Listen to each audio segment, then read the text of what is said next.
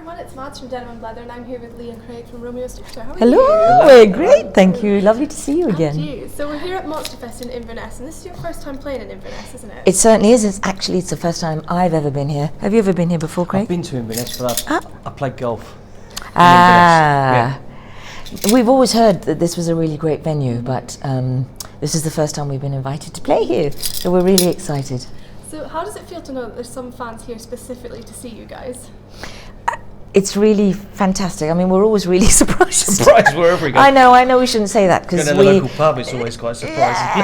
People still know you. Yeah, but we, I think we just, to some people, we are a soundtrack of their lives to a certain extent, in that, you know, when we started in 1989, we had quite a fantastic start, and we played a lot of gigs and we did the marquee, and a lot of people from our age group came to see us, and that album that we brought out is quite special to we went out to we played in Newcastle quite a few years ago now, but this was when like the social media thing was really kicking off, and Leigh, you whipped next door, didn't you, to get a sarnie, and the fella said, "Good God."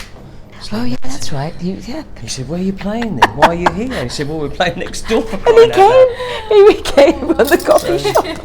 But it just goes to show some people just don't think that you're going to get back together. Mm-hmm. They don't realise that you're back together, and it's sort of tapping into that. And I think back in the day when you had a record company who literally, if you went and played Newcastle, it would be posters for days. You know? Whereas now, you go and play Newcastle, it's up to you to stick it up on social media so everybody knows. But if there are people that aren't on social media, then getting through to them is the more difficult thing. You guys have been away for a while, but you're going to be back out next year, aren't you? We are, yeah. We have a headline tour booked in February, and what we're going to do is we're doing Fridays and Saturdays through February, and we're trying to hit as many areas in the UK as we can.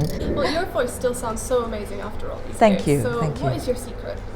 I don't really have a secret. I mean, to be absolutely honest, I wish I was able to sing more, because the more you sing, the easier it is. It's quite taxing vocally to only sing a couple of times a year. I mean, Craig sings a lot, so he understands, you know, how to, you know, to the ebb and flow, and how to. Well, don't you? You kind of understand how to save your voice maybe a little bit more. Yeah, I guess so. With me, it's a little bit like all, and then I don't sing again live for 6 months. So all I do is, I mean, I think that I've not smoked and I don't drink much.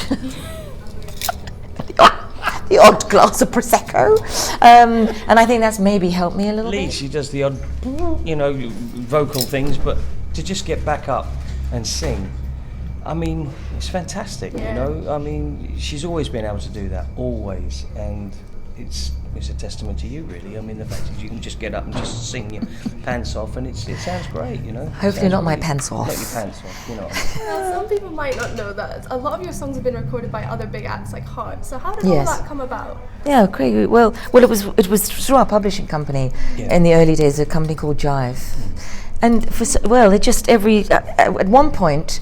They were coming like every other month and going, "Oh, so and so is covering your song." So and so, they were a very successful publishing company. So obviously they were able to get a lot of the songs out to different bands. But I think Heart has always been for us the biggie, hasn't it? Absolutely, and we were always very lucky because Mutt produced the album. Mutt was involved in the. So you do have that. People would listen because they go, "Oh, Mutt Langer's." Like, "Oh, what's he doing? You know, what's he done next? Oh, he's doing this Romeo's Daughter thing. Let's see what he's doing." So that they would listen to it, and you know. So I would have said that probably, if we're honest, that would be the first point of call for any artist like that. Yeah. To check that out, you know, and that's what happened, you know. We actually went to see Heart play when they were in Wembley. What year was it? For 1935, and we walked in and we were late. We were running late. Do you remember? I remember very And well. we walked in and we were like, "Oh crap, we're late."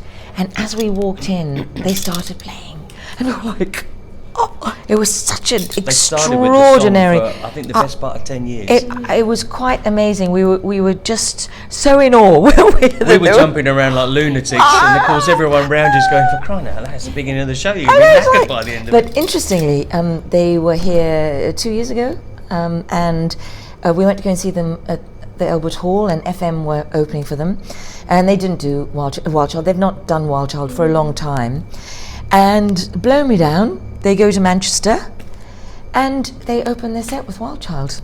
Did you know that? I did. And we missed it again. But it's fantastic that they like the song and that they keep on pulling it out the bag, really. But it's still our song, you know. It's our song. But it was quite weird actually, because we'd done the album, and we when we wrote Stay With Me Tonight was a ballad, an absolute full-on ballad. And when we recorded it on the album, Mutt said, "Oh, come on, let's change it." So we literally took the tempo from, 80 BPM to 160. So it completely and utterly did an about face. Song was the same, melody was the same, but everything was a lot more rolling and full on. And straight away after the album, he said, "Do you know what? We should have recorded that the original way." And he said, "Let's record that the original way, and we'll get it covered." And of course, then Steps did it. And yes, I always forget about that one. Steps, that was quite, which is an unusual one, wasn't it? They actually did quite well on that one as well. Yeah. I think there's actually been more. You probably know because you obviously get more information about it. But there's been a South African artist. There's been lots of different artists from different countries that have done. Cry Myself has been made into a dance track.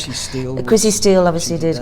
So there's been quite a few different people that have covered the songs over the years that we haven't even heard. It must be so nice to know though that you're I would have preferred it if we had success with it, but beggars can't be choosers. So no, it's absolutely it's wonderful, and it's a testament to Craig as a songwriter. So it's brilliant. Well, thank you so much for chatting. It's Enjoy a your pleasure. set It's really lovely to see you. Make sure you check out See you next. And come back to Denver. And come and see us in February. We're out. It's all on our Facebook page. Who am I even looking at? You? I'm looking at the camera. February, all on Facebook. We're doing about 7 or 8 gigs right across the UK. So it'll be wonderful to see you.